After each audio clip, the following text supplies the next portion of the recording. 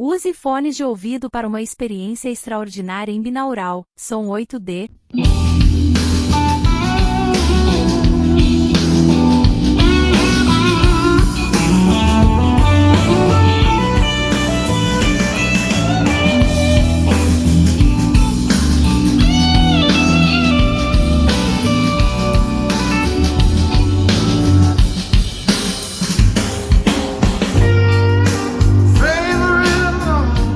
Ela tentou não se apegar a essa palavra.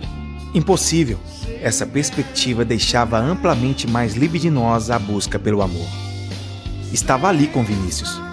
Seu amigo confidente, agora seria seu homem e amante. Segura, ela atravessou o quarto, caminhando devagar. Pelo espelho viu os olhos dele a seguirem passo a passo. Ser observada daquela maneira era um antigo desejo que nutriu por um longo tempo de sua vida. Parecia coisas dos livros de Sidney Sheldon ou de fotonovelas que tanto leu quando mocinho. Ele pareceu adivinhar os pensamentos dela, e enquanto ela estava absorta naquele sonho acordado, ele escorregou devagar por trás dela, desabotoando seu vestido.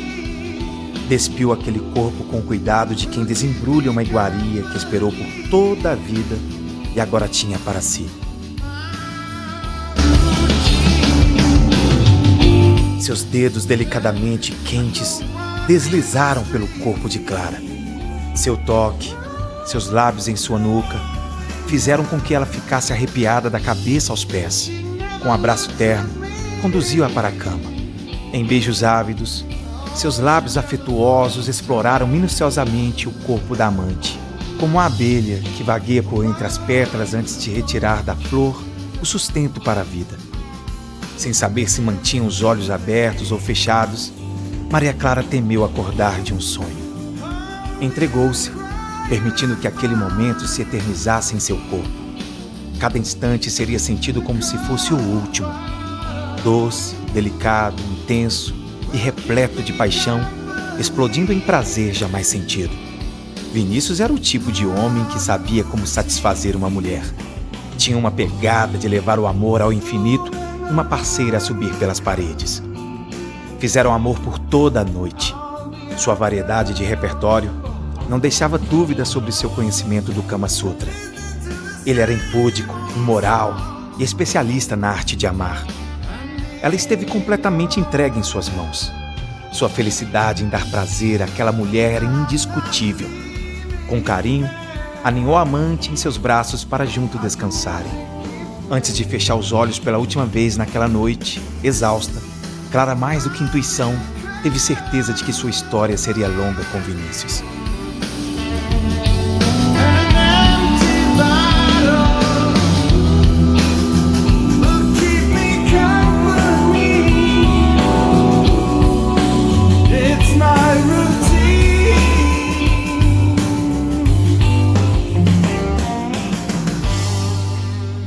Capítulo 18.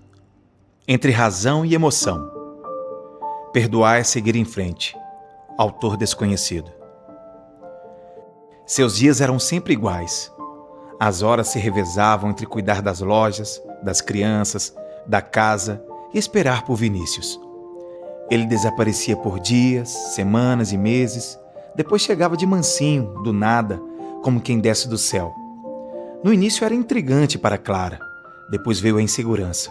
Apesar da falta de obrigação em dar justificativa sobre sua vida, era um namoro incômodo para ela em vários aspectos. Sentia como se andasse sobre uma corda bamba. A qualquer momento poderia perder o equilíbrio e voltar ao chão. Augusto continuava com seus delírios. Atormentado, buscava tirá-la do prumo. Soavam ameaças e propostas, tentava a reconciliação a todo custo. Sua debilidade avançava nitidamente. Clara procurava ajudá-lo dentro do possível, mas voltar estava fora de questão. Sair de um casamento era dar um soco no estômago da sociedade machista, que espera que as mulheres permaneçam no matrimônio, mesmo que seja uma relação conflituosa, adversa para elas. Naquela época, esta imposição era muito acentuada. Imagine se corresse a notícia do relacionamento de Clara com o padre. Legalmente, ela permanecia casada. Então sabia da importância de romper esse enlace o mais rápido possível já que poderia se complicar se Augusto a acionasse judicialmente. Ele saberia usar desse artifício para prejudicá-la. Tinha tempo e recurso para tal. Podia ser doente, no entanto, ainda tinha consciência suficiente para causar grande estrago.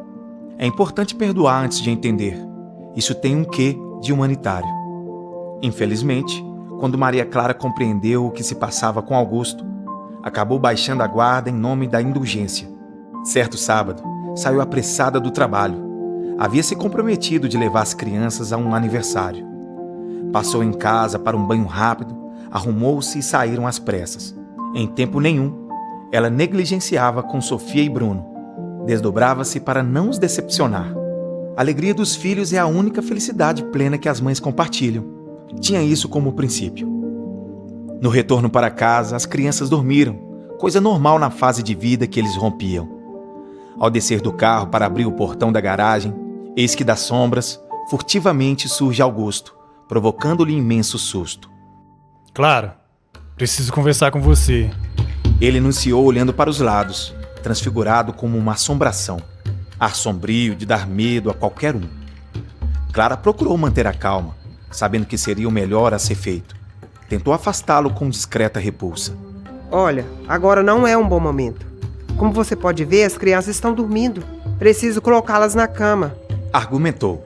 Nada disso. Você vai me ouvir sim. Vou entrar e vamos conversar. Insistiu, levantando a voz. Desculpa, mas hoje não. Diante da negativa da ex-companheira, ele surtou, obrigando Clara a correr para o carro. Ele era forte e ágil. Segurou a porta, impedindo que ela fechasse. Amedrontada, pensou em ligar o carro e dar marcha ré ou gritar. Qualquer das ações não seria bom. Gritar acordaria as crianças e pôr o carro em movimento poderia machucá-lo. Para não tornar a situação pior, teria que exercitar a serenidade e a força. Augusto conseguiu abrir a porta, deixando-a escancarada. Sob imensa impetuosidade, arriou as calças e tentou possuir Maria Clara ali mesmo.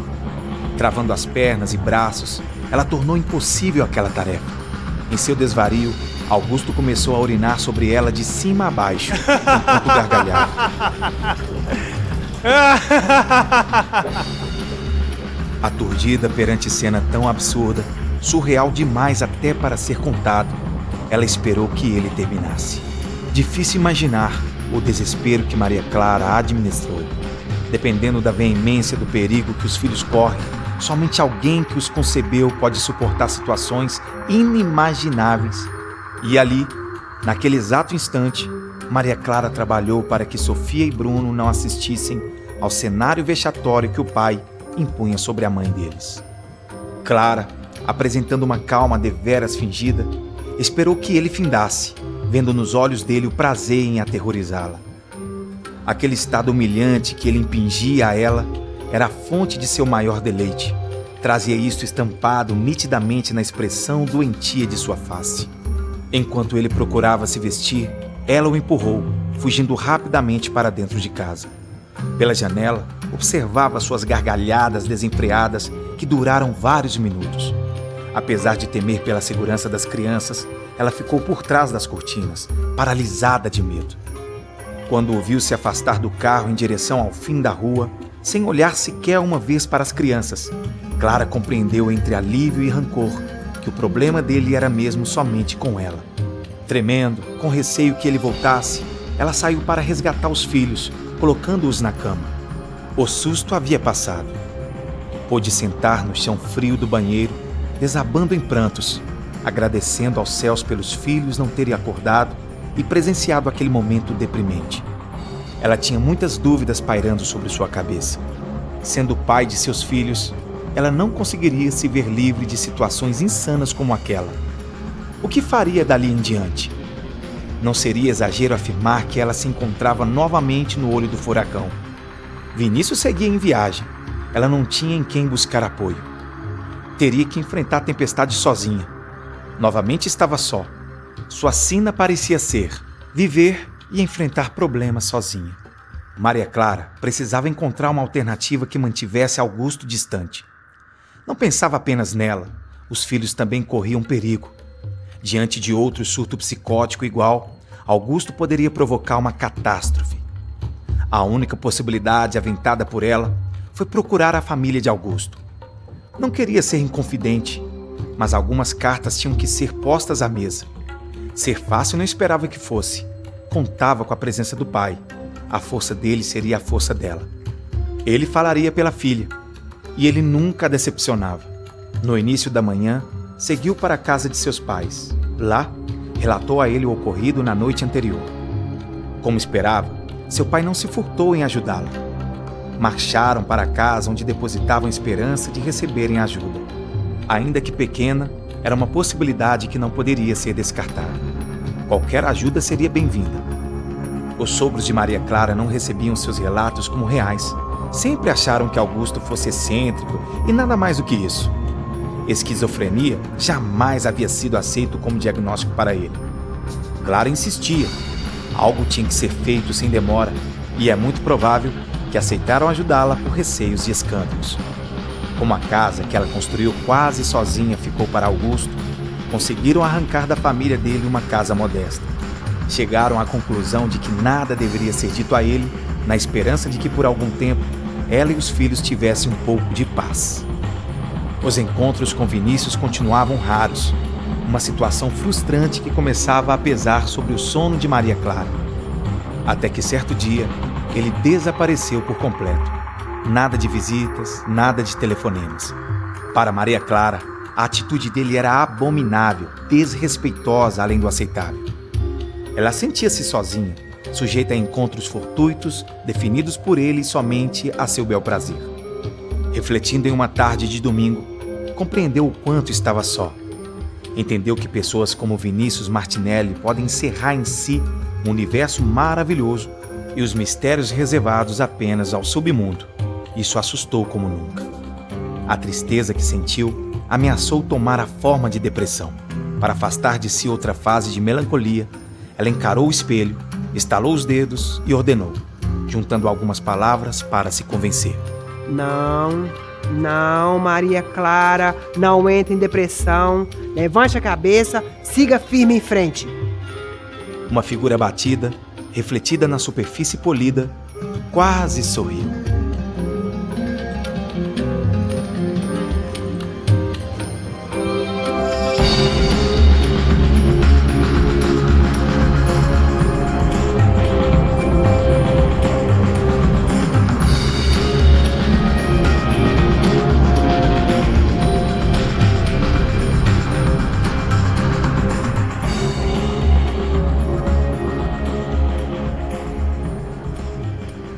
Projeto: Eu Conheço Sua Alma. Prefeitura Municipal de Betim. Lei Paulo Gustavo. Ministério da Cultura. Governo Federal Brasil. União e Reconstrução.